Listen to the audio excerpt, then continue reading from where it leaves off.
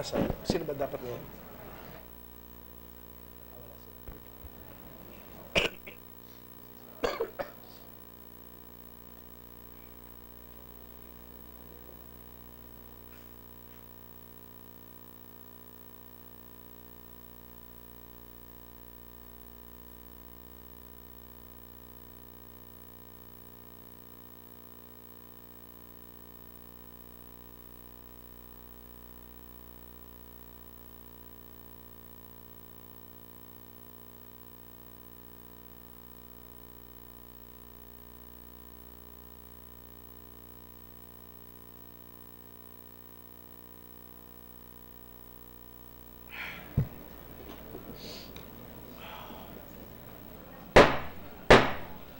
The 59th session of the Senate in the second regular session of the 17th Congress is hereby called to order. Let us observe a minute of silent prayer.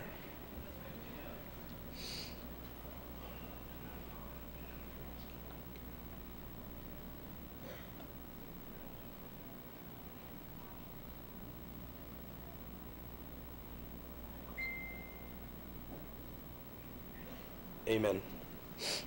Secretary, please call the roll. The Honorable Senators Angara, Aquino, Binay, De Lima, De Rilon, Ejercito, Escudero, Gatchalian, Gordon, Honasan, Ontiveros, Lacson, Ligarda, Pacquiao, Pangilinan, Po, Recto, Soto, Trillanes, Villanueva, Villar, Soberi, Senate President Pimentel. With 17 senators present, the chair declares the presence of a quorum. Majority Leader. Mr. President, I move that we dispense with the reading of the journal of the 58th session, Monday, February 19, 2018, and consider the same as approved. Any objection to the motion? Hearing none. Approved. I'd like to welcome some guests in the Senate, Mr. President, in the gallery. We have Mayor Nasif Ahmad Abdurrahman of Simunul Tawi-Tawi, Mayor Majul Gandamra of Marawi City, Lana del Sur, Lala Indar, visitors of Senator Mick Subiri. Also, we'd like to acknowledge the presence of the Wesleyan University Philippines Political Science Society students, headed by Professor Ferman Lazatin. Also, the senior high school students from Ateneo de Manila University, represented by Paulo Sulit, Anselmo Adriano, Von Fajardo, the students of St. John's Institute, Bacolod City, with faculty members Mrs. Mila Albino, Ms. Alojado, Mrs. Regore, Ms. Limco, Ms. Tan, and Mr. Valenzuela, and also students from Marinduque Victorians College Academy of Buena Vista, Marinduque, headed by Mr. Primo Victor Pernia, the principal, Mr. President. Then finally, we also have the Philippine Karate-Do League, the gold medalist Malaysian Karate-Do Gemaline Rosby, and bronze medalist Japan Karate-Do Nilo Best, Mr. President. I'd like to welcome them to the Senate. Welcome to all of our guests. Mr. President, I move that we proceed with the reference of business. Any objection? Hearing none. Approved. Secretary. Messages from the House of Representatives. Letter from the House of Representatives informing the Senate that on 13 February 2018, it passed the following House bills, in which it requests the concurrence of the Senate. 707, entitled An Act Converting the Davao Oriental State College of Science and Technology in the city of Mati and all its satellite campuses located in the province of Davao Oriental into a state university to be known as the Davao Oriental State University and appropriating funds therefore. Referred to the Committee on Rules. 6914, extending for another 25 years the franchise granted to Peña Francia Broadcasting Corporation. To the Committee on Public Services. 4115, an act establishing the forest land boundary of the province of Siquijor. To the Committees on Environment and Natural Resources and Finance. 6775, an act creating the Department of Human Settlements and Urban Development, defining its mandate, powers, and functions, and appropriating funds therefore. To the Committees on Urban Planning, Housing and Resettlement, Civil Service, Government Organization and Professional Regulation and Finance. 7054, an act institutionalizing the Electric Cooperatives Emergency and Resiliency Fund, providing appropriations therefore. To the Committee on Rules. 2553, establishing the Teodoro in Pepeto Memorial Hospital in Valencia, Bukidnon, and 7037, converting the Dinaig Municipal Hospital in Datu Odin Sinsuat, Maguindanao, into a 50-bed capacity district hospital to be known as the Datu Odin Sinsuat District Hospital. To the Committees on Health and Demography and Finance. Letter from the House of Representatives informing the Senate that on 14 February 2018 it passed the following House bills, in which it requests the concurrence of the Senate. 7044, declaring June 18 of every year a special non-working holiday in Bacolod, Negros Occidental, to be known as the Bacolod City Charter Day. To the Committee on Local Government.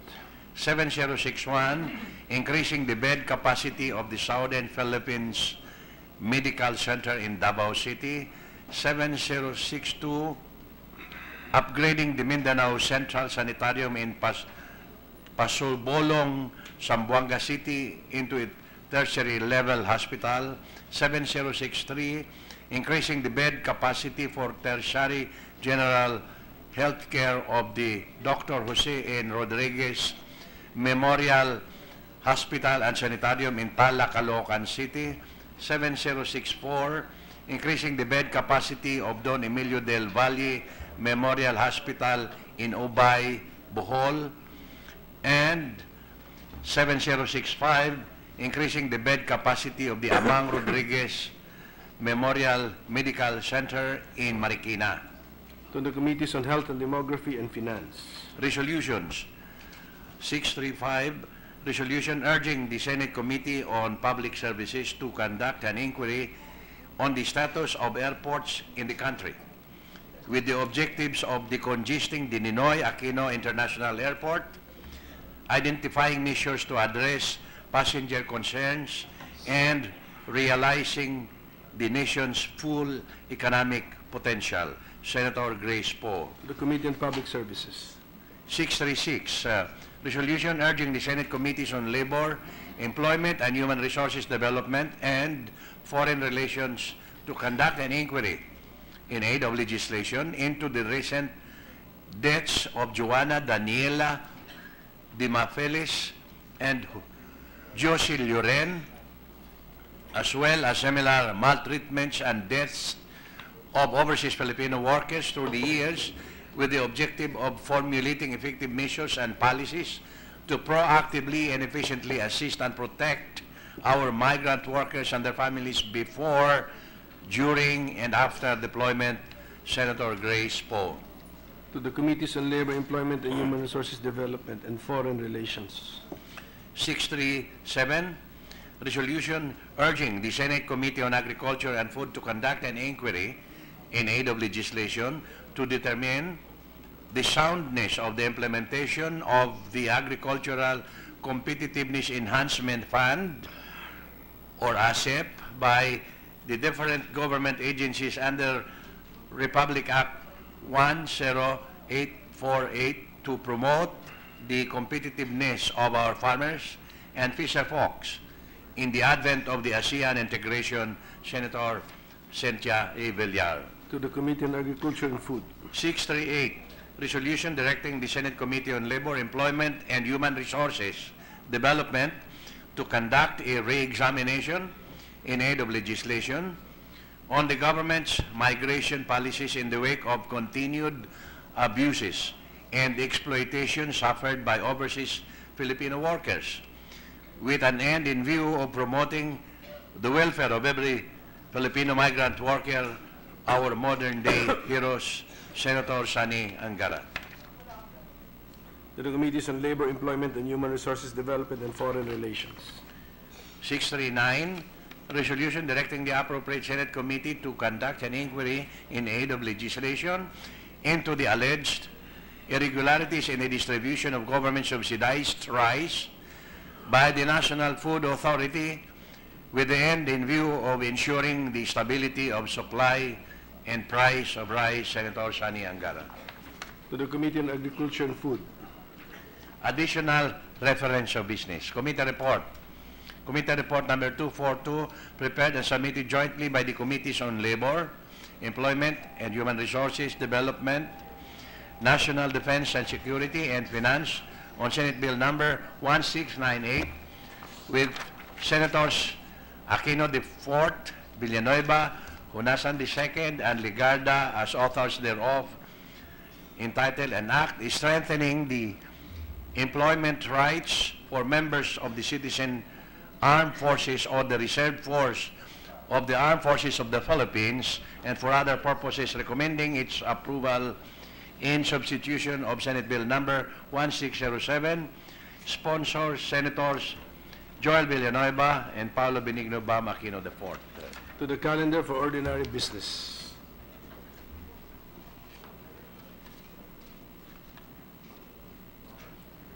Majority Leader.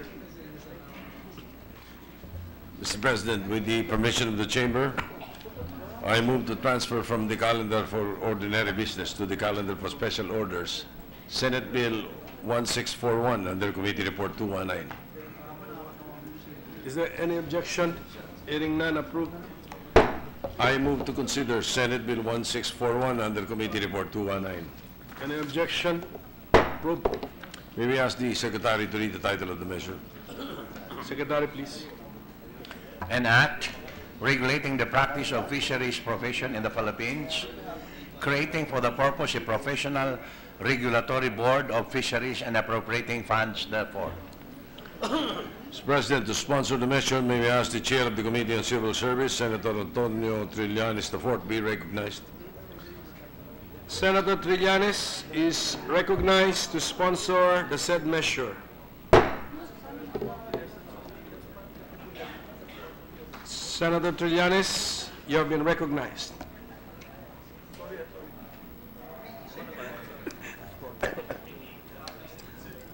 Sino?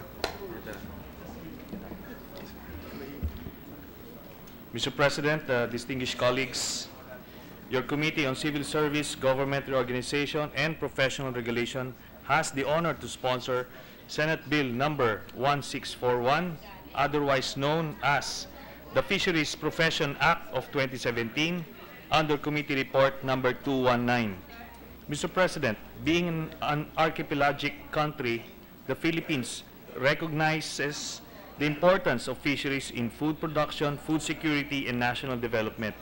It is an important industry in our country because we are one of the major fishing-producing countries in the world.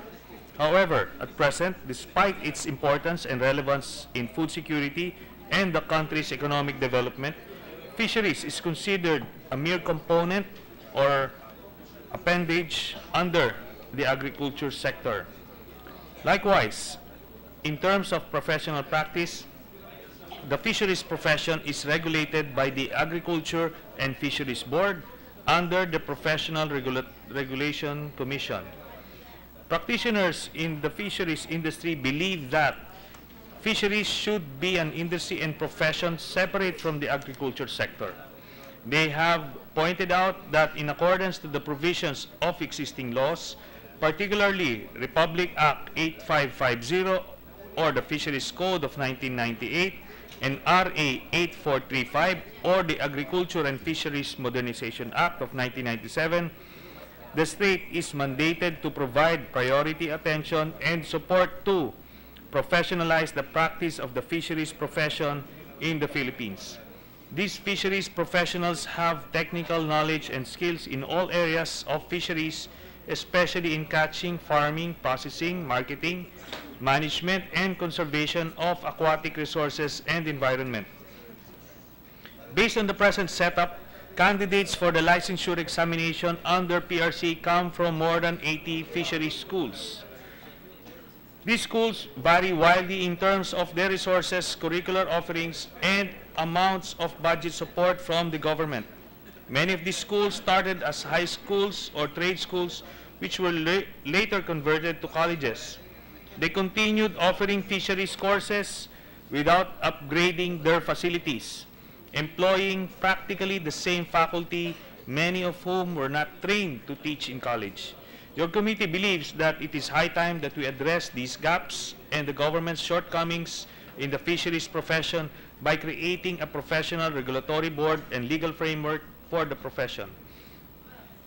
This is also relevant as we address the challenges brought by our commitments in the ASEAN economic community, particularly in terms of the movement of professionals within the region. This measure, SBN 1641, seeks to provide a program to set up an appropriate and healthy environment for the practice of the fisheries profession and to establish quality standards for the fisheries professionals that will guide fisheries schools or colleges in updating their curriculum. The provisions in this measure are consistent with other professional regulatory laws that we have passed in previous Congresses. Specifically, Senate Bill number 1641 seeks to create a professional board of fisheries under the administrative supervision of PRC, establish quality standards for the fisheries professionals that will guide fisheries schools and colleges through the Commission on Higher Education in the development of curricular programs that will attain the high standards of the profession. Mandate the institution of a continuing professional development program for fisheries professionals. Include a reciprocity clause that would pave the way for our fisheries professionals to practice abroad, provided that we also afford the same privilege to the citizens of the receiving country. Integrate the fisheries profession into one national professional organization through the accredited integrated professional organization to be recognized by the PRC through the Board of Fisheries. Issue a special temporary permit to fisheries professionals from foreign countries whose services are urgently needed in the absence of local fisheries professionals. Furthermore, admission into fisheries profession shall require passing a licensure exam which will be provided by the Board of Fisheries to be conducted at least once a year. To pass the said exam, a candidate must obtain a weighted general average rating of 75% with no grade lower than 60% in any of the subjects. However, personal identification cards could also be issued to applicants without examination if they are found to be qualified, subject to compliance with certain specific requirements. Once passed into law, there shall be an initial appropriation of 20 million pesos to be disbursed for the operation of the Professional Board of Fisheries. In the succeeding years, the chairman of the PRC shall immediately include in the Commission's programs the implementation of this act, the funding which shall be included in the annual general appropriations for next year and every year thereafter. Mr. President, this representation believes in the importance of promoting the fisheries profession because of its potential contribution to national development, food security, and to a healthier and stronger citizenry. This measure would undoubtedly highlight and complement the talents and skills of Filipino fisheries professionals, not only to make them more globally competitive, but also to enable them to render greater service to our country and people. In view of the foregoing, I urge our colleagues to support the immediate passage of this measure. Thank you, Mr. President. Thank you, Senator Trillanes. Majority Leader. Mr. President, to allow the other members to study the proposed measure, I move to suspend consideration of Senate Bill 1641 under Committee Report 219. Is there any objection? Chair hears none. The motion of the Majority Leader is approved. Mr. President, with the permission of the body, I move to transfer from the calendar for ordinary business to the calendar for special orders, PS Resolution 92 under Committee Report 197. Is there any objection? Chair hears none. Motion is carried. I move to consider PS Resolution 92 under Committee Report 197. Is there any objection? Chair hears none. Motion is carried. May we ask the Secretary to read the title of the measure? Secretary is directed. Resolution directing the appropriate Senate committees to investigate in aid of legislation the reported destructive mining operations and illegal excavations in the province of Zambales with the end in view of determining the extent of damage caused and the individuals to be held accountable therefore for the purpose of providing remedial legislations to further strengthen our environmental protection and conservation laws and address the possible breach to our national security. Mr. President, to sponsor the measure, may we ask the Chairman of the Committee on Accountability of Public Officers and Investigation, Senator Richard Gordon, be recognized. The ever-dynamic Senator from Zambales, the Honorable Richard Gordon, is now recognized.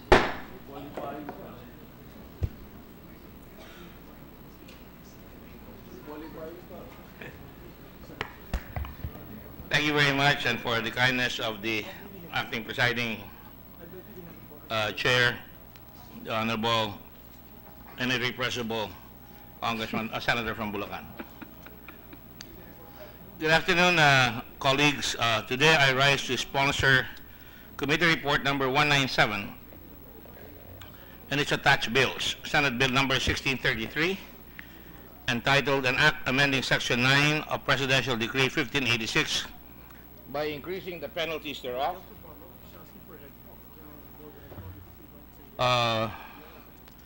and for other purposes, and Senate Bill number 1634, entitled An Act Providing for the Mandatory Domestic Processing of Rare Earth Elements, amending for the purpose Republic Act number 7942, otherwise known as the Philippine Mining Act of 1995, and for other purposes.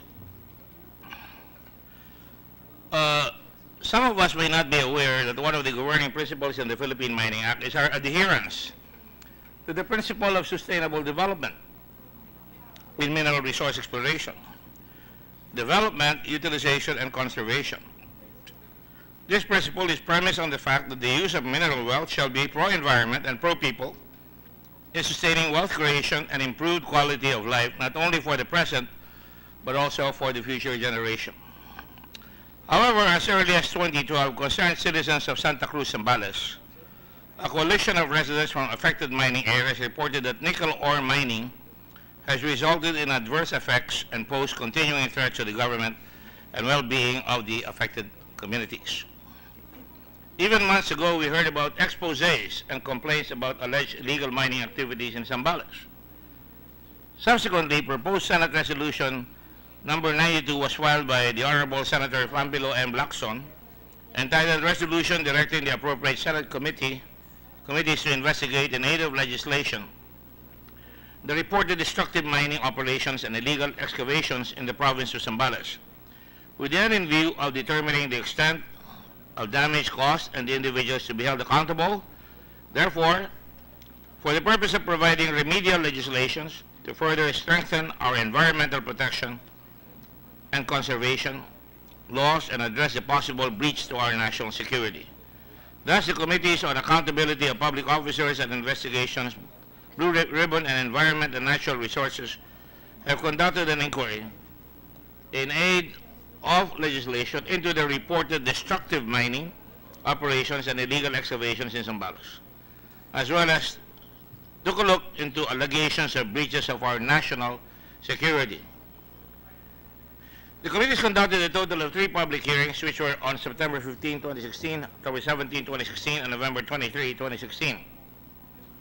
In the course of said hearings, 4 mining firms were found liable for unsystematic mining or stripping methods by the Mines and Geosciences Bureau, or MGB, which caused heavy silting of the farmlands, fish ponds, rivers, and shorelines. Thus, due to their unlawful acts, they caused damage and destruction to properties, which is a clear disregard to the principles of sustainable development.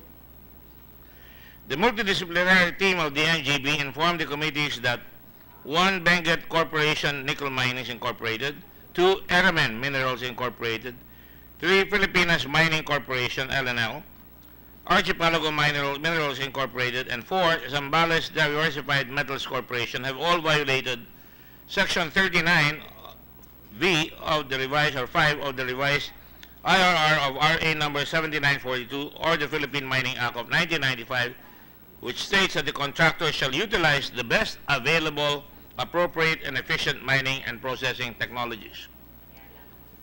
In 2014 July, the operations of 4 mining firms were suspended by the MGB as its joint suspension order dated 7 July 2014. After several months, the MGB Regional Office number 3 issued the temporary lifting orders after the said firms allegedly showed substantial compliance with the conditions imposed under the order. However, after the 90-day deadline for the mining companies to fully comply with the conditions, the MGB again suspended the operations of the 4 mining firms because the MGB found that the nickel mining operations of the mining firms were unable to comply with all conditions for the permanent resumption of operations. The mining firms were ordered to pay fines of 25,000 pesos each for each violation, and an investigation and compliance report was submitted by the Regional Investigation and Assessment Team of the NGB to the committees, where it concluded that a total of 3.2 million had to be paid by BNMI, EMI, and LAMI to the Zambales farmlands as compensation for damages. And on its evaluation of the Zambales fish ponds, the RIAT, or the Regional Investigation and Assessment Team, recommended that the fish pond owner-operator be given monetary compensation, a startup capital amounting to 987,272 pesos, which shall be equally shared by the 4 mining firms. It is also found out that in July 2015, the Ombudsman indicted former Zambales Governor Hermogenes Abdani Jr. with graft and usurpation of duty for issuing several small-scale mining permits, or SSMPs, to GeoKing Asia Mining Corporation to haul chromite from the site of the Coto Chromite Project in Sitio Coto in Masinloc, Zambales, despite the existing agreement between the provincial government and Consolidated Mines Incorporated. Allegedly, the small mining operations of GeoKing paved the way for the illegal hauling and shipping of chromite from the province, which is valued at more than 211 million pesos. Ombudsman Conchita Carpio Morales found probable cause to charge Abdani for violation of the Anti-Graft and Corrupt Practices Act and the revised penal code under the usurpation of official functions. Subsequently, in October 2016, Typhoon Lando poured torrential rains throughout the zone, which caused flooding. Environmental advocates and residents of Santa Cruz Zambales blamed nickel mining operations for the thick reddish-brown mud flood that covered streets in some barangays. Locals asserted that the recent mud flood hitting some barangays were already the second since July 2016, and the possible destruction of mining ponds resulted in the flow of mud into the river. In the course of the inquiry, Mr. President, and you can see the pictures of what looks like chocolate, but really these are mining tailings or whatever. In the course of the inquiry, the committee has determined the following. Damage has indeed been caused to the environment because of irresponsible mining. 2. Regulatory agencies and the regulations they administer are toothless under current circumstances, imposing ridiculously low penalties even for multiple violations, which they cannot even collect. Rare earth metals, some more expensive than gold, are present in the mineral raw materials we export without our knowledge. As to what quantities, we do not know. For all you know, there may be little, but there could be major quantities that are being taken out under our very noses, which really impoverishes our people even more. Hence, for national security purposes, there is need to screen well the minerals being exported to find out if rare metals are indeed present, especially since there is rampant black sand mining all over the country. 4, it has been asserted that illegal mining and illegal logging were rampant in the area. These, both legal and illegal, indiscriminate mining and logging activities may have contributed to environmental degradation, such as flooding, siltation, and the destruction of roads. 5, the National Mapping and Resource Information Authority found no significant height variations on mining sites from 2005 up to the present. 6, and this is kind of ridiculous, the National Investigation Organization, or NICA, reported, taking a cue from the internet, that there were missile silos operated by the Chinese military in Zambales. And they sheepishly had to admit that they just got it from an internet. So much for vaunted intelligence, Mr. President. The allegation is apparently sourced from a parody website, appearing as a news item which was used as basis and forwarded to the committees by the National Intelligence Coordinating Council, which the governor of Zambales, Governor Deloso, exposed. I don't know whether it was playful, but nonetheless, we took it seriously because he was kind of serious in his report. Of course, he said that he just got it from the NICA, and the NICA later on confirmed that they got it from this rogue website. 7, the Philippine Ports Authority at present does not have a sufficient number of personnel to monitor activities. Now, we can imagine they're all over the country. There are mining activities going on, and there are not enough people from the Philippine Ports Authority, or for that matter, the Coast Guard. It shows the woeful state of affairs, how much we lose from these rogue or illegal activities. The committees therefore recommend the following. 1, that the DNR establish a centralized record system pertaining to mining in both local and national licenses, to facilitate the performance of all government agencies which are monitoring and regulating mining, and to prevent the unlawful alteration of data. The information they get is so squandered in so many different cracks in the bureaucracy that they cannot even answer how many times they find the mining companies. Allocate additional budget for the second recommendation for DOST and DNR. Its facilities and equipment must be periodically upgraded and increased to reinforce monitoring and assessment functions. This is already proposed by your chair and initially provided for in the 2017 GAA by placing a budget item for the procurement of drones to effectively monitor and assess the mining activities and sites.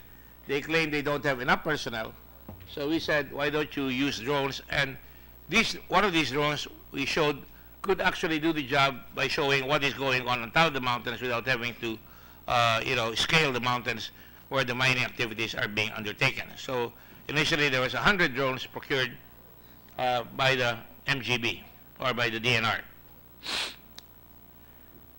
Table below shows the amount allocated. DNR 2017 GAA procurement of drones, 10 million, not much, but nonetheless will do the job. DNR 2017 GAA training for geohazard mapping and environmental related matters, and I thank Lauren Legarda, our senator, who is our environmental leader, for making sure that this appropriations was passed.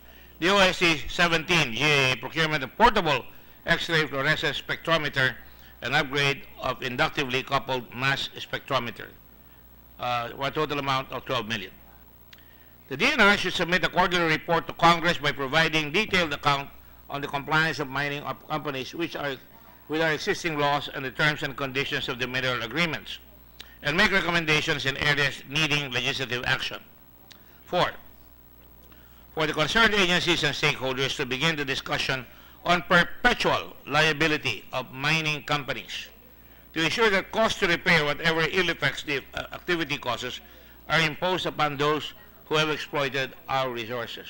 This representation believes that there must be a perpetual liability attached to any mining operations so that you have a perpetual bond against rapacious mining that may be conducted.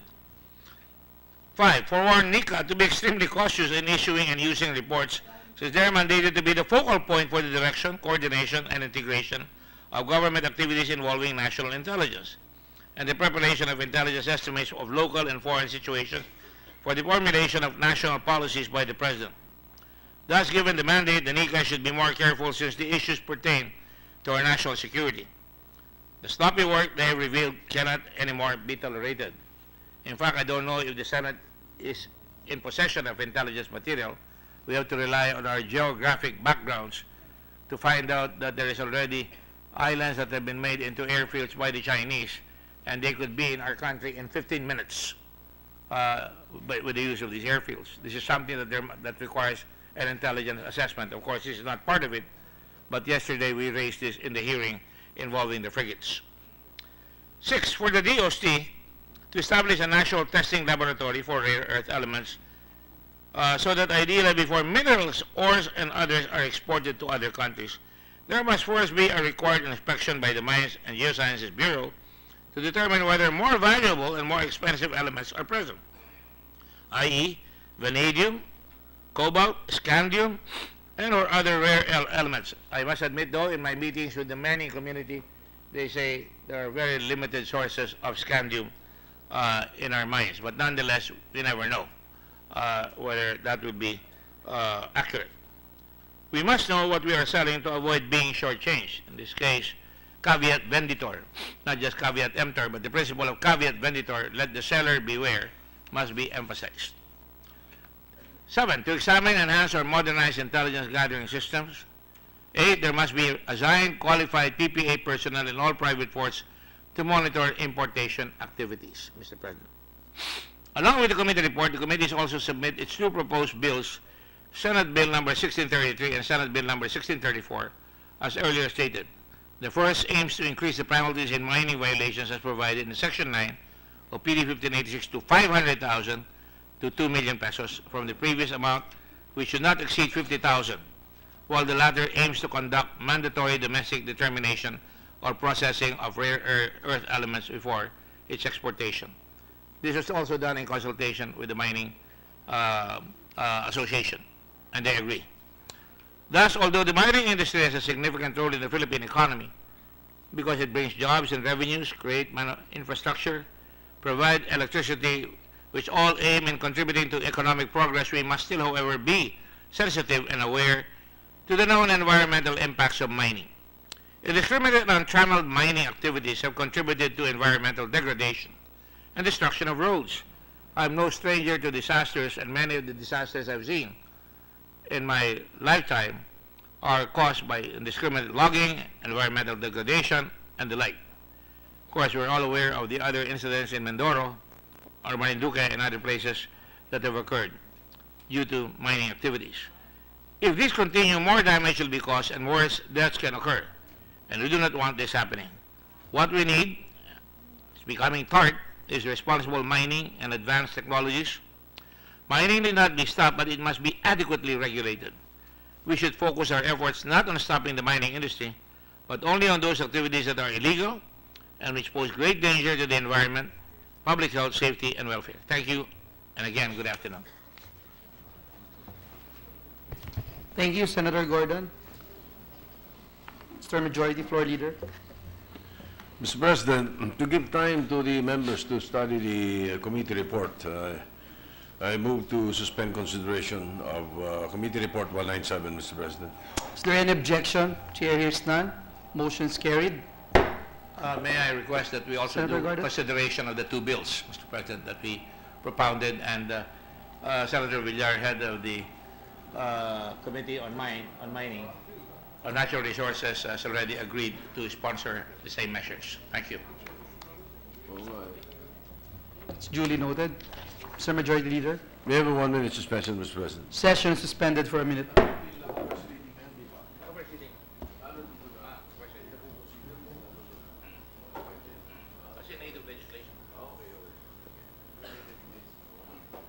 Nakapile na pala.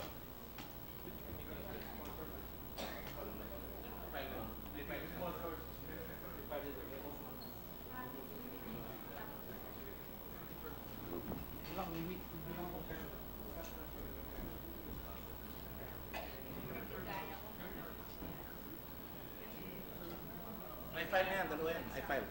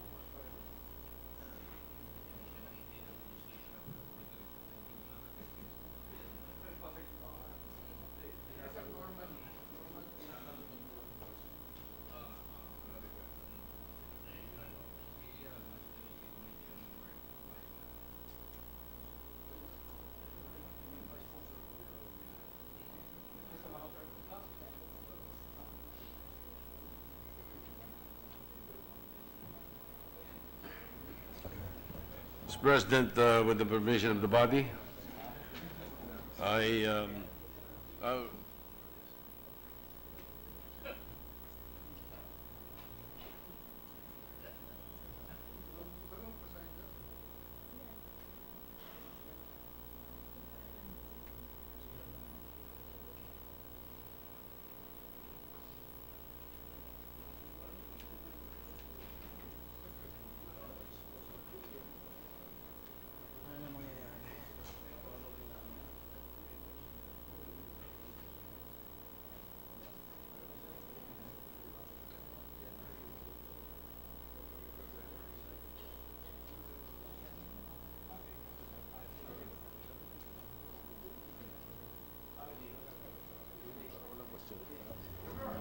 hindi nga.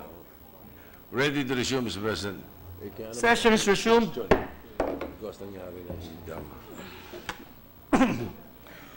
With the permission of the body, I move to transfer from the calendar for ordinary business to the calendar for special orders, Senate Bill 1642, under Committee Report 220. Any objection? Chair is none. Motion's carried. Again, with the permission of the body, I move to consider Senate Bill 1642 under Committee Report 220. Any objection? Chair is none. Motion is approved. May we ask the Secretary to read the title of the measure? Secretary is directed to read the title of the measure. An act institutionalizing the implementation of the government internship program, providing funds for its implementation and for other purposes. Mr. President, to sponsor the measure, may we ask the Chair of the Committee on Civil Service, Government Organization, Professional Regulation, Senator Antonio Trillanes IV, be recognized. The Chair of the Committee on Civil Service, Government Reorganization, and Professional Regulation is recognized. Senator Trillanes. Thank you, Mr. President. Your Committee on Civil Service, Government Organization, and Professional Regulation has the honor to sponsor Senate Bill number 1642 under Committee Report number 220, otherwise known as the Government Internship Program of 2017. Mr. President, our youth play a vital role in nation building. Sabi nga ng ating pambansang bayani si Dr. Rizal, ang kabataan ay ang pag-asa ng bayan. Indeed, they are the future pillars of our country. According to RA 8044, or the Youth in Nation Building Act of 1995, youth development shall be based on encouragement of youth involvement in character building and development activities for civic efficiency, stewardship of natural resources, agricultural, and industrial productivity. It is important that the government provide them opportunities to develop their potential and enable them to attain their role in nation building. In line with this state responsibility, the Government Internship Program, or the GIP, was conceptualized as a major component of Executive Order number 139, or the Kabataan 2000 in 1993. This existing government program, which is currently handled by the Department of Labor and Employment, aims to provide opportunities for young workers to demonstrate their talents and skills in the field of public service with the ultimate objective of attracting the best and the brightest who want to pursue a career in government service. This bill seeks to broaden and strengthen this program by expanding and institutionalizing the same.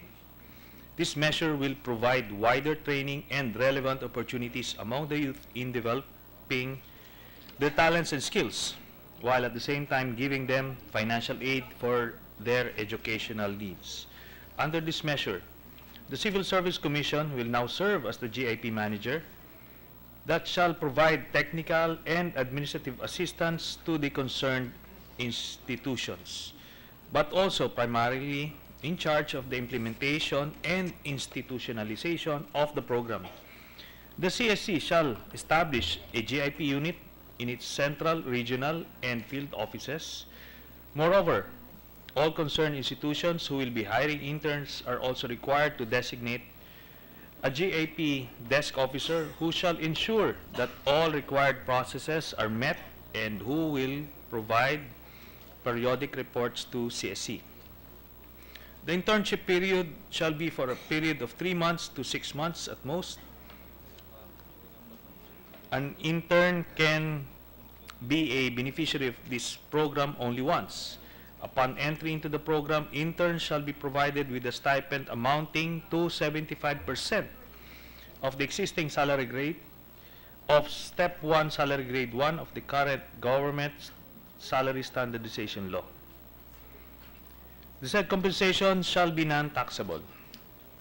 Interns shall also be entitled to additional benefits which shall cover transportation and meal provisions during activities held outside of the normal day-to-day training. Compensatory time off in case of activities held beyond regular working hours, and incentives and rewards in acknowledgement of remarkable achievements. In case accidents occur during internship, a social protection incentive shall also be provided for them. Work assignments of an intern may include clerical/administrative work, customer service, research work, and/or support to staff. Participation in a GIP shall not be considered as employment, but may be considered as a career coaching. Hence, public institutions shall conduct training, seminars, and other developmental interventions for the interns, including but not limited to mentoring, coaching, and performance evaluation. An oversight committee, which shall be headed by the National Youth Commission, shall be created to monitor the implementation of the program. This shall also be composed of representatives from the CSC, the DSWD, the DOLE, DILG, and representatives from youth, employer, and labor sectors. Mr. President, this committee recognizes the importance of our youth in nation building. The institutionalization of GIP will serve as a vehicle in empowering the youth and for the creation of a pool of young and ready talents who can be recruited into the government after their graduation. This is yet another way of enticing and recruiting the best and the brightest among our youth to serve in government by exposing them and immersing them during their internship in the service of our public institutions and our people. In view of the foregoing, I hope that our colleagues will support the immediate passage of this measure. Thank you, Mr. President. Thank you, Senator Trillanes. Mr. Majority Leader. Mr. President, Senator Grace Poe wishes to co-sponsor the measure, so would like to move that the prepared co-sponsorship speech be inserted into the records, Mr. President. Is there any objection? Chair hears none. The motion is approved. In the meantime, Mr. President, I move to suspend consideration of Senate Bill 1642 to give time to the members to study the proposed measure. Is there any objection? Chair hears none. Motion is carried. Mr. President, I move to transfer from the calendar for ordinary business to the calendar for special order Senate Bill 1683 under Committee Report 240. Is there an objection? Chair hears none. The motion of the Majority Leader is carried. I move to consider 1683 under Committee Report 240.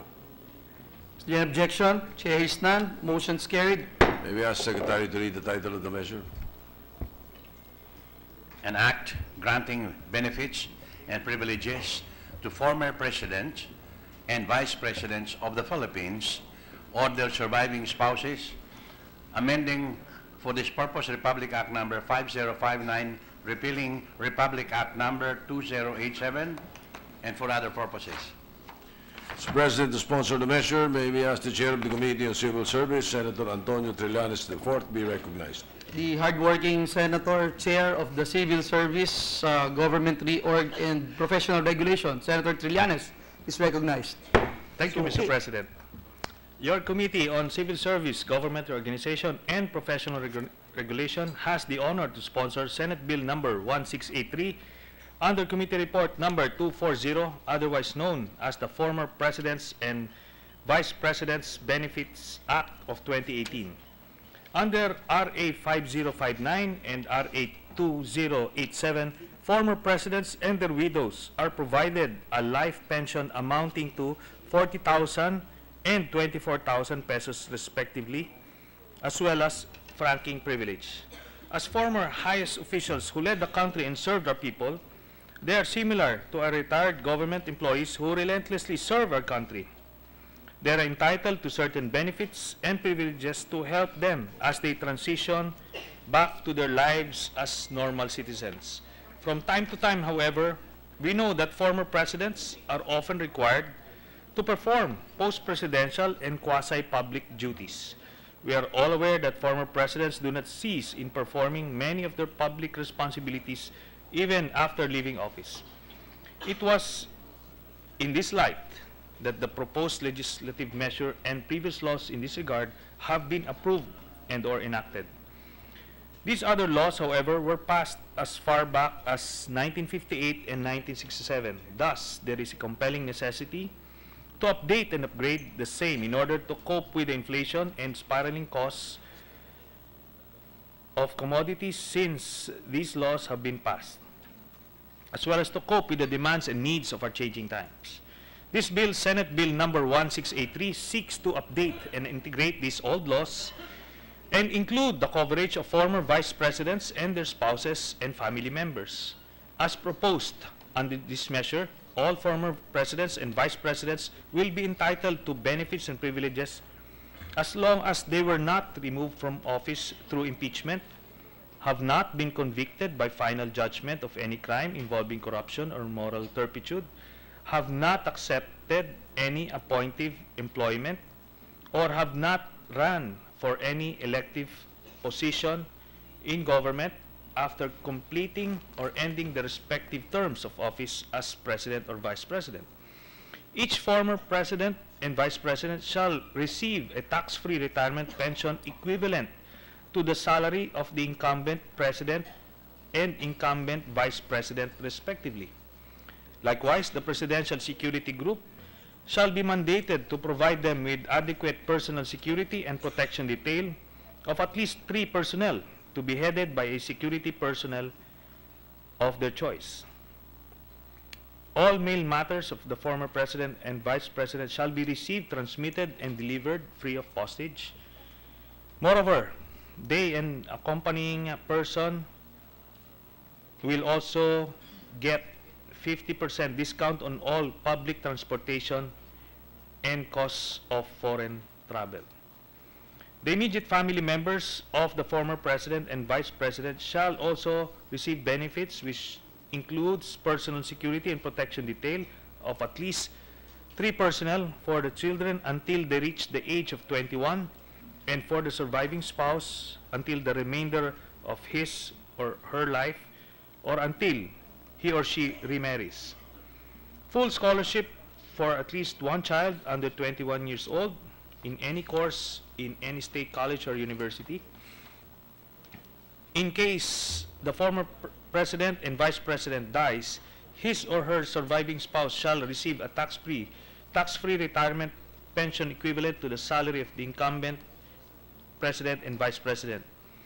However, if the widow or widower of the former president and vice president remarries, he or she shall lose all the benefits and privileges provided in this act.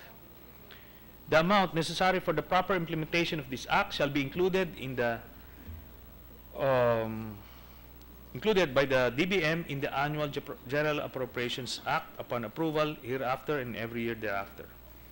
Mr. President, this measure is envisioned to help maintain the dignity, honor, and prestige of the Office of the President and the Office of the Vice President, as well as to honor and thank our former presidents and vice presidents, including their spouses and family members, by granting them benefits and privileges that will allow them to perform duties and functions often required of a former president and vice president.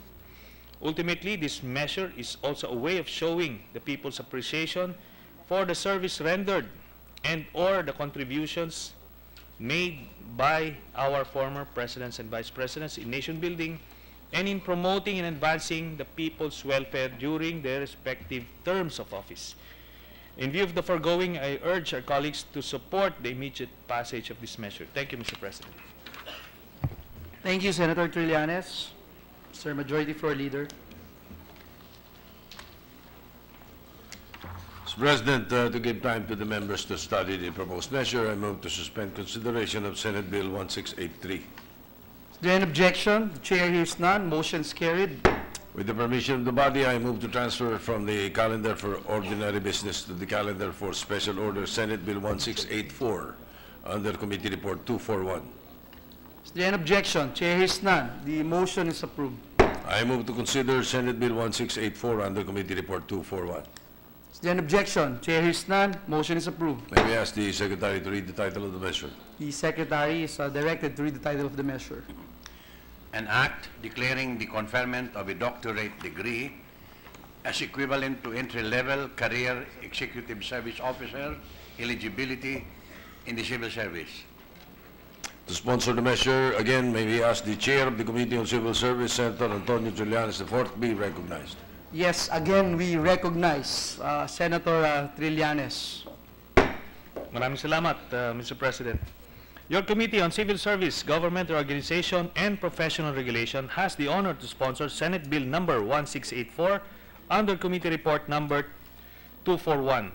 Mr. President, the Philippine civil service system for more than a century now has served as a government's backbone in public governance. The delivery of basic services such as health, education, and housing, among others, would not be possible without our civil servants. Sadly, all aspects of every Filipino's lives are touched by civil servants. Government workers, on the whole, remain underappreciated and sometimes taken for granted. This public perception impacts negatively on our effort to attract talents from our universities and the private sector, and also on our effort to retain talented civil servants. To keep improving government service, we need to make sure that we continue to attract the best and the brightest to serve government. In the past, we have enacted Republic Act 1080, or the act declaring the bar and board examinations as civil service eligibility requirement. Within the bar examinations administered by the Supreme Court and professional licensure examinations given by the various professional boards under the PRC have been declared as civil service examination equivalent. Hence, those who successfully pass these examinations may be appointed into the civil service without the necessity of separately seeking or taking, rather, and passing the civil service examinations, except for those positions requiring highly specialized knowledge not covered by the ordinary board examinations. Mr. President, this measure seeks to build on this previous measure. This bill aims to grant holders of doctorate degrees from institutions duly accredited by the Commission on Higher Education eligibility for appointment or promotion to executive positions in the classified service in the government, provided the doctorate degree is relevant to the position for which the doctorate degree holder is being considered. Doctorate degrees shall be deemed equivalent to entry-level CESO eligibility. Upon passage of this measure, the registrars or responsible officers of duly accredited colleges and universities shall furnish the CSC with a complete list of graduates who have been conferred with doctorate degrees within 60 days from conferment of the same. Furthermore, the eligibility shall commence on the date of conferment of the doctorate degree. For those who have already been conferred doctorate degrees prior to the enactment and approval of this measure, their eligibility shall be deemed to commence from the date of approval hereof. Through this measure, we shall be paving the way and making it a little bit easier for hundreds or perhaps thousands of doctorate holders who may want to join the government's pool of managers to join the civil service by removing an extra step or barrier for their entry into government service. We are hoping that through this legislative measure, we could help encourage and or attract more of our talented, dedicated, and highly educated young men and women the nation has to offer to consider joining the government service and serving our people. In view of the foregoing, I hope that our colleagues will support the immediate passage of this measure. Thank you, Mr. President. Thank you, Senator Trillanes. Mr. Majority Floor Leader. Mr. President, to give time to the members to study the proposed measure, I move to suspend consideration of Senate Bill 1684. Is there any objection? Chair hears none. Motion's carried. With the permission of the body, I move to resume consideration of Senate Bill 1390 under Committee Report 52. Is there any objection? Chair hears none. The motion of the Majority Leader is approved. This is the proposed measure, Philippine HIV and AIDS Policy Act. The parliamentary status of the measure is that we're still in the period of interpolation. So, I move to recognize Senator Risa Ontiveros and to interpolate Senator Manny Pacquiao, Mr. President. In the meantime, I move for suspension, a few minutes. Session is suspended for a minute. Pwede ba mag-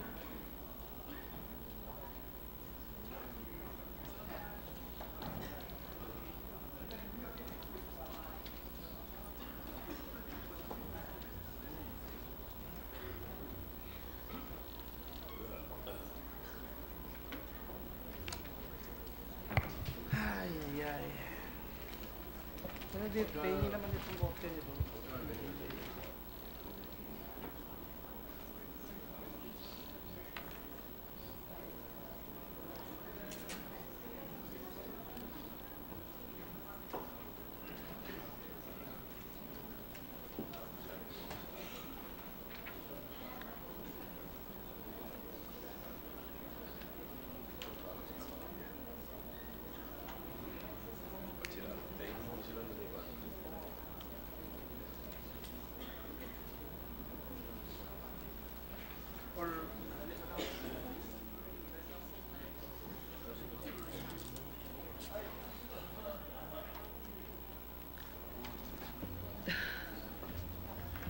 Ready to resume, Mr. President. Session is resumed.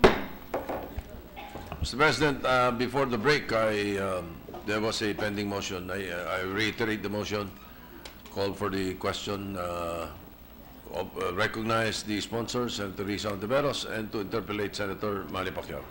Thank you, Mr. President. I would like to... Is there objection? Chair is none. Motion's carried. The distinguished sponsor, Senator Risa Ontiveros, is recognized together with the gentleman from Sarangani, Senator Pacquiao. Thank you, Mr. President. Thank you, Mr. President. Would like if the lady from Manila yields to some clarification question, Mr. President. Gladly, Mr. President. I find it alarming that in 2017, the Health Ministry of United Nations reported Philippines as having the highest and fastest HIV/AIDS growth rate in Asia Pacific in the past 6 years, with 140% increase in the number of new infections. Region 11 is also reported to have high incidence of HIV cases. I am interested on this issue, and I am hopeful that this bill will address the spread of HIV. Under SB 1390, and as discussed during the interpellation of on August 16, 2017, it was mentioned that the Philippine National AIDS Council or PNAC shall be an independent agency attached to the DOH. For my continuing education, Mr. President, can you please elaborate on this and the necessity of making it an independent agency? Yes, Mr. President. There are, above everything else, two features of the proposed Philippine National AIDS Council, as it will be enhanced through this bill, which would make it different from under the current Philippine National AIDS law. And these are, first, the strengthened participation of the civil society organizations, and secondly, the streamlined functions of the PNAC or the Council, Mr. President. Mentioning the non-government organization, NGOs, what is the basis of choosing the NGOs to be part of the council under Section 6 of the bill?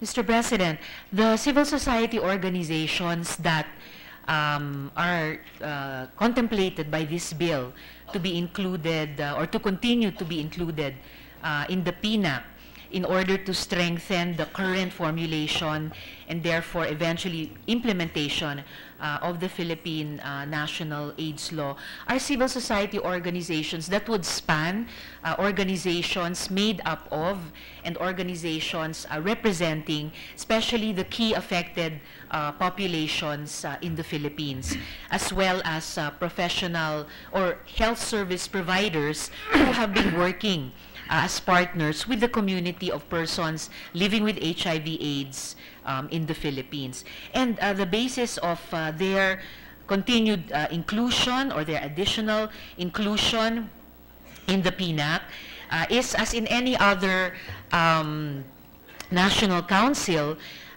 which by government's action includes civil society organizations, is to benefit from the experiences, the learnings, the capacities embodied in civil society organizations as partners to government, and in the optimal situations as partners also of the private sector in addressing burning issues, key issues, long-standing issues like the national response to HIV and AIDS. Mr. President. Mr. President, may I know if there's any criteria or qualification to be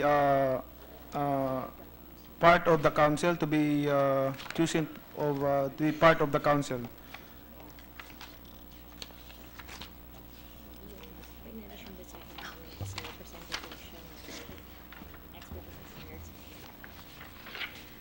Mr. President, the criteria are mentioned here in Section 6, number 11 of page 11 of the bill, which reads 2 representatives from non-government organizations who have expertise in standard setting and service delivery. So these are NGOs who have that expertise in observing the global and regional norms and setting them also for our own country, and also expertise in delivering the different services, preventive and curative, that persons living with HIV and AIDS need from our government and from the whole society, so that these NGOs can work best with the other agencies who are going to be represented in the PNAC, namely 5 government departments, the NEDA, 3 commissions, the Union of Local Authorities of the Philippines, plus, as I mentioned earlier, 7 representatives from NGOs working for the welfare of identified key populations, or those sectors, those demographics of our society where this alarming increase in the rate of the incidence of HIV and AIDS was earlier noted by the good gentleman from Sarangani, plus a representative of an organization of persons living with HIV, Mr. President. Thank you, Mr. President. Under Section 28 of the bill, compulsory HIV testing shall be conducted to resolve relevant issues under Executive Order number 209 or the Family Code of the Philippines. What are these relevant issues specifically? Just a clarification, Mr. President, is the good gentleman asking about compulsory testing? Yes, Mr. President. Compulsory HIV testing, Mr. President. With Yes, Mr. President. distinguished gentleman from Sarangani would just allow one interjection on that particular section in Section 6. Yes, Mr. If President. I may just ask about the 7 representatives from NGOs working for the welfare of identified key populations. Does it include religious organizations, churches probably, institutions?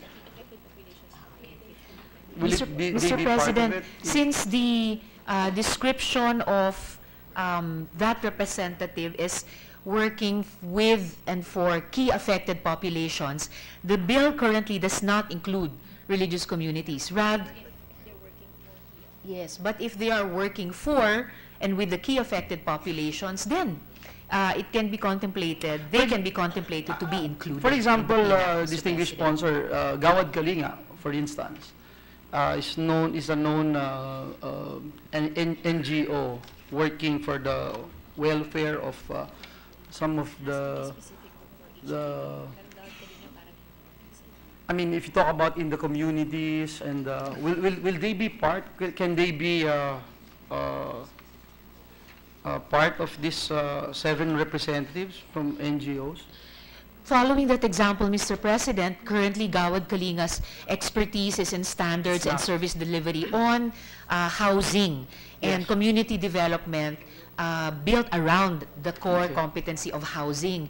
If an NGO or a movement like Gawad Kalinga were to open up another program working with and for key affected populations of persons living with HIV, then just like religious communities who may be working with and for key affected populations of persons living with HIV, then we could also contemplate Gawad Kalinga being part of the Thank you very much for that Thank you, Mr. clarification, President. Madam Sponsor. Thank you, Senator Pacquiao. Thank you, Mr. President. Under Section 43 of the bill, 28 of the bill, compulsory HIV testing shall be conducted to resolve relevant issues under Executive Order number 209 or the Family Code of the Philippines. What I'm talking about is, what are these relevant issues specifically? Mr. President, actually by way of clarification, in my response to the question of the good gentleman, as a rule in this bill, mandatory or compulsory testing is prohibited. But there are exceptions, and these are, and the good gentleman will please note that this is the same exception, or these are the same exceptions on compulsory testing in the current RA 8504. May I know, Mr. President, what are these exceptions? Gladly, Mr. President. These exceptions, number 3, the first being when it is necessary to test a person who is charged with any of the offenses punishable under Articles 264, 266, 335, and 338 of the Revised Penal Code as amended by Republic Act number 8353, otherwise known as the Anti-Rape Law of 1997. And this exception, Mr. President, because the presence of a sexually transmissible disease is an aggravating circumstance in rape cases. Second exception, Mr. President, and this is the particular focus of the good gentleman, when it is necessary to resolve relevant issues under Executive Order number 209, otherwise known as the Family Code of the Philippines. This exception, Mr. President, because the presence of an incurable sexually transmitted disease at the time of the marriage, or the concealment of a sexually transmissible disease, whether curable or not, at the time of the marriage, are grounds for annulment, particularly under Articles 45 and 46 of the Family Code. And last but not the least exception, Mr. President, as a prerequisite in the donation of blood, in compliance with the provisions of Republic Act number 7170, otherwise known as the Organ Donation Act, and Republic Act number 7719, otherwise known as the National Blood Services Act. But I hasten to emphasize, Mr. President, that even in these, any of these three exceptions, confidentiality shall be maintained, even when, as in these exceptions, testing is compulsory, Mr. President. Thank you, Mr. President, for this clarification. Under Section 43 of the bill, aside from just strongly encouraging the affected individuals to disclose their condition to their partners, and is there any other more effective ways to provide the right of information of their sexual partner? The bill currently, Mr. President, has already stated in the strongest possible language to try to balance the rights of both partners in an intimate relationship by saying, by asserting that a person who tested positive for HIV is not required to disclose this to his or her spouse or sexual partner, but rather, and strongly encouraged to do so before engaging in penetrative sex or any potential exposure to HIV. Additionally, and so hopefully this responds to the concern of the good gentleman, additionally, he or she may opt to seek help from qualified professionals, including medical professionals, health workers, peer educators, or social workers to support him in disclosing this health condition to his or her partner or spouse. And in any case, confidentiality shall likewise be observed, Mr. President. Thank you, Mr. President. So, I think, Mr. President, that would be all for now. My question, but I have some more questions, Mr. President, for in the next day, because I have to study more the bill. I'm not saying that I'm against the bill, but I just want to make clarification about the issue of what the bill says. Thank you, Mr. President. Thank you, Mr. President. Thank you, good gentlemen, and I do look forward to the continuation and completion of the questions from the good gentleman. Thank you, Mr. President. Thank you, Senator Pacquiao. Thank you, Senator Risa Ontiveros. In that case, Mr. President, I move to suspend consideration of Senate Bill 1390 under Committee Report 52. Is there any objection? The chair hears none. The motion of the majority leader is approved. Mr. President, in the agenda today, well, yes, we are... Kain muna tayo. Break muna. Break. Yeah. Mr. President, may I have a few minutes suspension and ask that the Senator Lauren Legarda be called. She's the sponsor of the next bill, and Senator Pacquiao will interpolate. Thank you, Senator Soto. Session is suspended.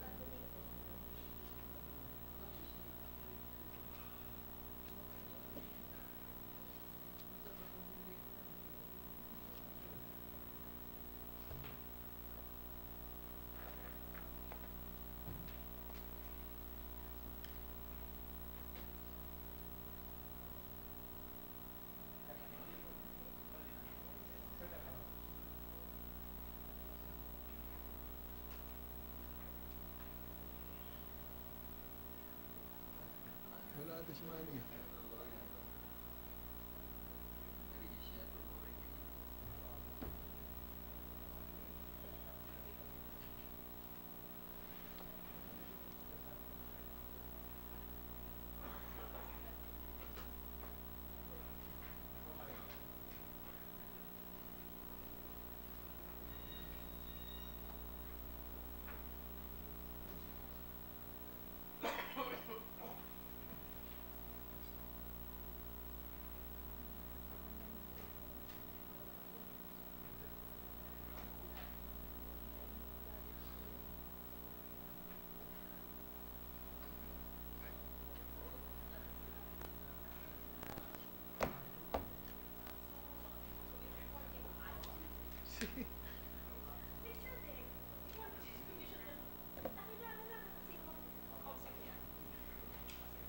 Ano siya? Creation of department. Department.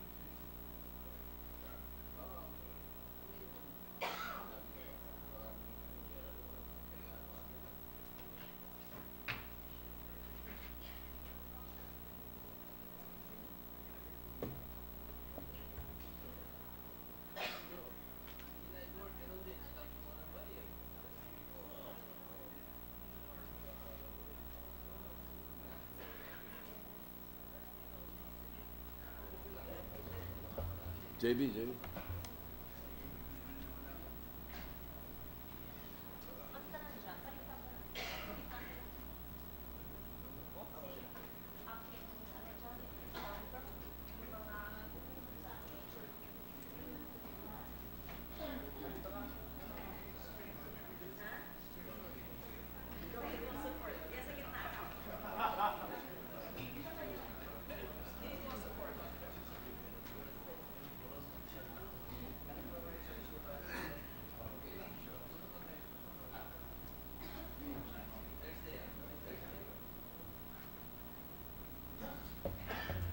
Si JB.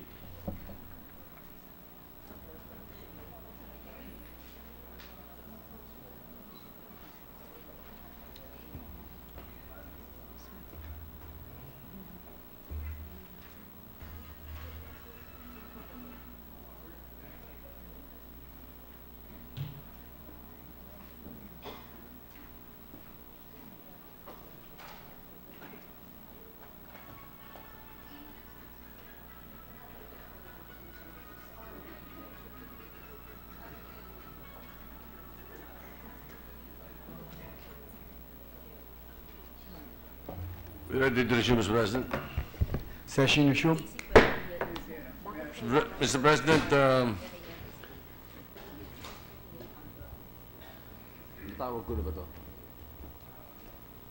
Well, let me just reiterate the motion, Mr. President. I move to resume consideration of Senate Bill 1528. Is there any objection? The motion of the majority leader is carried. This is the act establishing the Department of Culture, the parliamentary status of the measure within the period of interpolation. So may we recognize the sponsor, Senator Lauren Legarda, and to interpolate, Senator Manny Pacquiao. Senator Lauren Legarda is recognized, and likewise Senator Manny Pacquiao to interpolate. Thank you, Mr. President. Mr. President, I would like to commend Senator Lauren Legarda for her relentless efforts in the promotion, preservation, and enrichment of Philippine culture and heritage.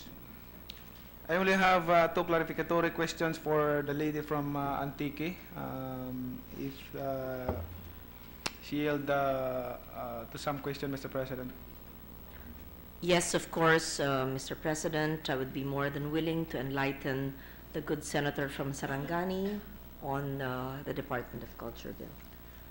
Thank you, Mr. President. First, how many are the current employees under its existing agencies which will be attached to the proposed Department of this of Culture? Ilan? Meron na kayo?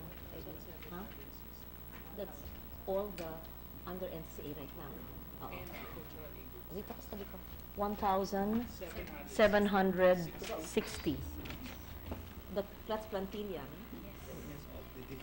Yes, Mr. President, the number of employees under the cultural agencies is 1,736. These are the total permanent positions.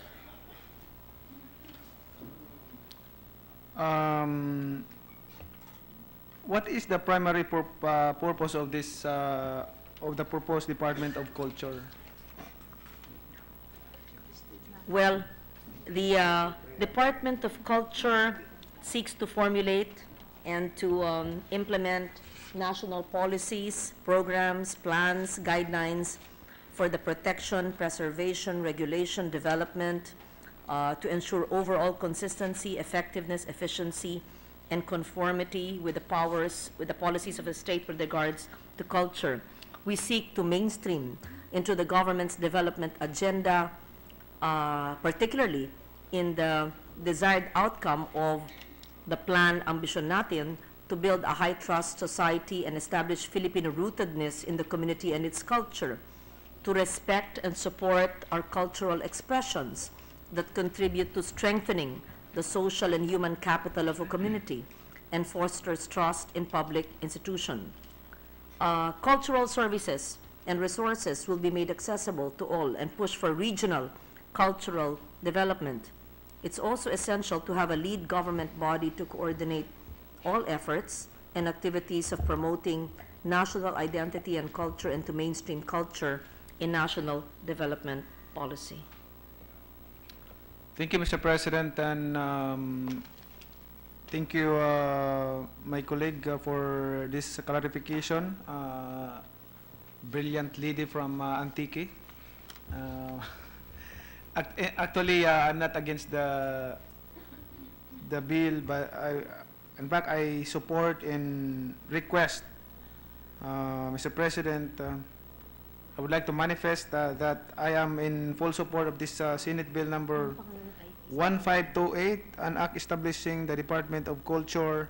I would like to be associated with this legacy and be made a co-author of this historic bill, Mr. President.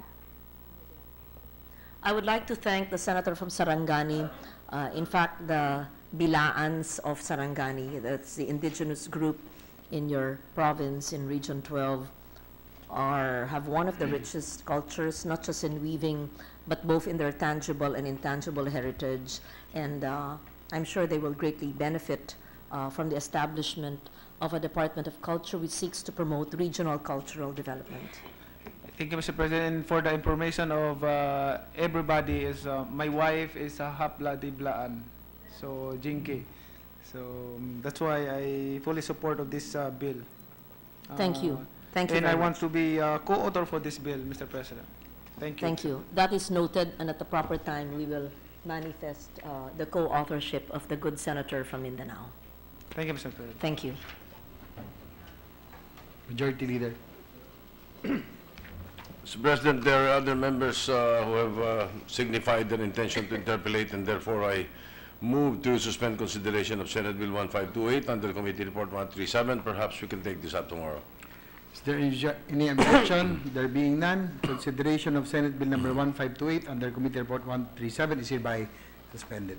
Mr. President, with the consent of the Chamber and after getting the concurrence of Senator Angara, Chair of the Committee on Law of Government, I move that the primary referral of Senate Bill 1380, the appointment of barangay health workers, be transferred from the Committee on Law of Government to the Committee on Health and Demography, Mr. President. Is there any objection? There being none, the motion of the Majority Leader is hereby carried. Mr. President, I move that we adjourn the session until 3 o'clock in the afternoon of Wednesday, February 21, 2018. Is there any objection? There being none, the session is adjourned until 3 o'clock in the afternoon of Wednesday, February 21, 2018.